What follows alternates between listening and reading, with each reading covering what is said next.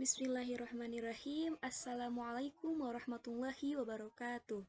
Saya Dwi Ulfiah dari PBAA. Di sini saya akan menjelaskan, eh, di sini saya akan mengambil kesimpulan dari materi yang telah disampaikan oleh kelompok 2, yaitu tentang sejarah peradaban Islam pada masa Nabi Muhammad SAW. Pada masa kepemimpinan Nabi Muhammad SAW, itu ada dua periode, yang mana periode pertama itu periode di Mekah dan periode di Madinah. Yang disebut dengan periode di Mekah itu ketika Nabi Muhammad SAW diutus oleh Allah Subhanahu Wa Taala sampai ia hijrah ke Madinah. Sedangkan yang dimaksud dengan periode di Madinah itu adalah ketika Nabi Muhammad SAW hijrah ke Madinah hingga beliau wafat. Kelahiran Nabi Muhammad SAW. Nabi Muhammad SAW itu lahir pada tanggal 12 Rabiul Awal 570 Masehi, yang mana bertepatan dengan 20 atau 22 April 571 Masehi.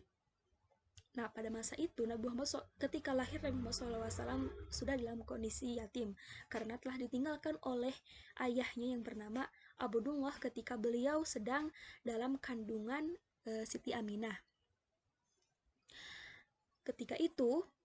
Ketika beliau umur 4 tahun, ditinggallah oleh ibunya, yaitu yang bernama Siti Aminah, dan diasuhlah oleh kakeknya, yaitu yang bernama Abdul Muthalib.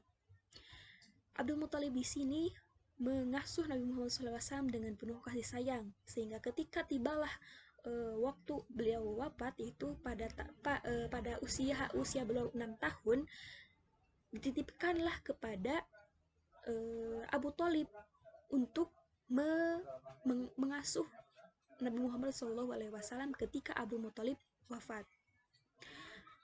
Ketika dalam asuhan Abu Thalib, Muhammad berdagang juga mengembala kambing, yang mana di sana beliau menjadi jujur, penyabar, dan pemberani. Nah, pada masa periode kepemimpinan Nabi Muhammad di Mekah itu, yaitu beliau telah mendirikan Masjid Nabawi, kemudian ukhuwah Islamiyahnya, kemudian peletakan asas-asas politik, ekonomi, dan sosial. Dan juga ada pada masa periode di Mekah. Pada masa periode di Mekah itu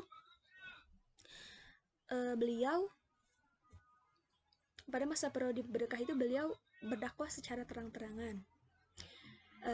Begitu yang sekian yang bisa saya sampaikan dari kesimpulan materi tentang sejarah peradaban Islam pada masa Nabi Muhammad SAW. Syukran ala kulli ihtimamikum. Wassalamualaikum warahmatullahi wabarakatuh.